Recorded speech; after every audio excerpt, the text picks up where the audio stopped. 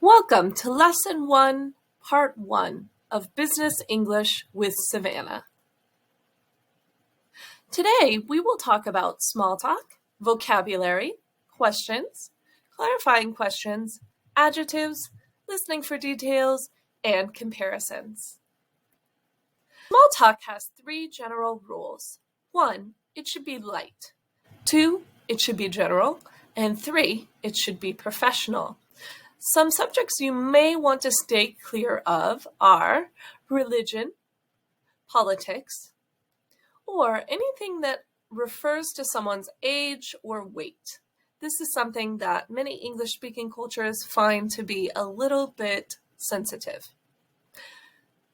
Some good examples of general small talk can be formed around spouses, kids, weather, current events, pets, and weekend plans.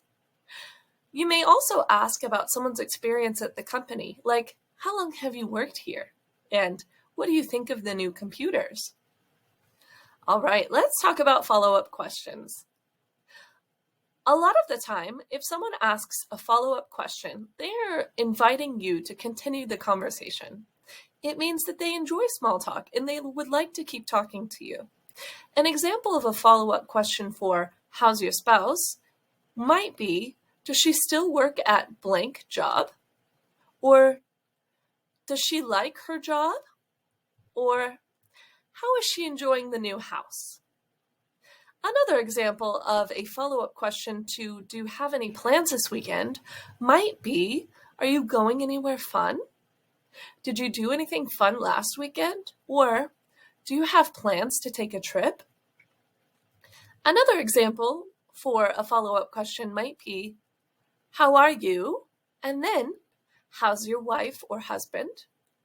How are you settling in? Are you enjoying the new house? Or are you enjoying the new pet? Or are you enjoying the new job? All right, let's talk about vocabulary. Some vocabulary you might hear in the workplace is hard drive, which refers to computer memory. Processor speed, which refers to how quickly the computer operates. Antivirus, which is a software to protect the computer from harmful emails or spam. And software, which are programs you can download to your computer. All right, let's take a look at some questions you might hear in the workplace. Number 1, do you have a computer? Number 2, how often do you use your computer? This depends on the job that you're doing. Number 3, how do you use the internet? And 4, what do you use your computer for? So now, let's take a look at the order of the words in the questions. Each of these questions starts with a question word, like do, how, and what. This signals that a response is necessary. Okay? We can also see that they all have question marks at the end. So when we ask questions, usually the end of the sentence goes up. Do you have a computer? How often do you use your computer? How do you use the internet? What do you use your computer for? This means this is a question, and the person on the other end is looking for a response. Let's look at the makeup of a question. As you can see here, the subjects are blue, the verbs are green, and the objects are gray. So in the first sentence, do you have a computer? The subject is the thing acting in the sentence, the thing doing the verb. So do you, okay? And the verb is have, which is to be, have. And the object is a computer, okay? So in most of these examples, we see the subject comes first, then the verb, and then the object. Look at number 3. What is the subject in number 3? What is the verb in number 3? What is the object in number 3? Subject is you. The verb, use. The object, internet. Great. Let's look at some more questions. Number 1, which operating system do you use? Number 2, how many hours a day do you use your computer? And number 3, which sites do you visit? So looking at number 1, What's the subject? What's the verb? And what's the object? Look at number 3. What's the subject? What's the verb? And what's the object?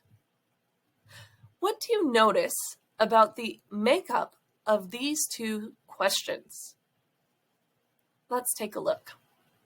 So in question number 1 and question number 3, the object comes first, then the subject, and last, the verb. In question 2, the subject comes first, then the verb, and then the object. You will notice in all of these examples, the verb does not come first. Great. Now, let's answer some questions. The type of question word used indicates the kind of answer that is required. So if a question starts with do, generally a response is going to be yes or no. Do you like the new computers? Yes, I do. Or no, I don't. Which do you prefer? If it uses which, it's generally going to ask you to choose this one or that one. Okay? Which do you prefer? I prefer the faster one, or I prefer the cheaper one. Okay? A where question generally means a location answer is required. Where are you going this weekend? I'm going to the beach. Where's my pen? Under the desk. So location, this or that, yes or no. All right, let's talk about asking for clarification. There are different ways that someone might ask you for clarification, and there are different ways that you can respond to this clarification question. So for example, if you hear, I'm sorry, I didn't hear you. Can you repeat that, please? I didn't catch that. Excuse me? Pardon? One more time, please. What was that? If you notice, the tone used is important in this situation because I'm sorry is a question, but I'm sorry is not a question. Okay? So the tone of voice that you use and going up at the end, I'm sorry, indicates that you didn't understand and you need someone to repeat what they've just said to you. Okay? Good. And excuse me is the same. Excuse me? Excuse me. Right? Okay, Let's great. Let's talk about adjectives. There are 3 different categories we're going to talk about today. Some adjectives refer only to people, and it might be odd to hear those adjectives refer to something else, and vice versa. So, for example, it would be very odd to hear someone describe a person as economical. Generally, we would say that a person is cheap, which means they don't like to spend money, right? But we might say that a printer is economical, okay? So an object is economical, but not a person. Generally, when we use professional or unprofessional, we are referring to people or clothing or behavior, okay? How about tasks? Sometimes we might refer to work tasks as important or irrelevant or hard or easy, right? And when we refer to some objects, they might be long, short, good, bad, efficient, bulky, cheap, expensive. There are a lot of different ways that we can describe things at work, whether they're people, objects, or tasks. All right, so the tricky thing about adjectives is sometimes they're only good, sometimes they're only bad, and sometimes they can be both, and it depends on the context, okay? So looking at our lists, some things are pretty easy to identify. So helpful, that's a good thing, right? And boring, generally that's a bad thing, okay? But some words that might depend on the context or the tone would be interesting. You might say, the boss is interesting, or the boss is interesting. In which case, the tone of voice used and the body language is more important than the adjective being used, and it tells more about the story. You might also notice that expensive can sometimes be a good thing. It might mean something is valuable, Or it's a bad thing. It means the price is not worth the cost. It means the cost is not worth the value of the item. Okay. Another thing I want to clarify is that economical is generally good, whereas cheap is generally bad. You might say your coworker is cheap. That means they don't like to spend money. And that's not generally a good thing to say about someone. But if something is economical, that means that it's a good value for the price.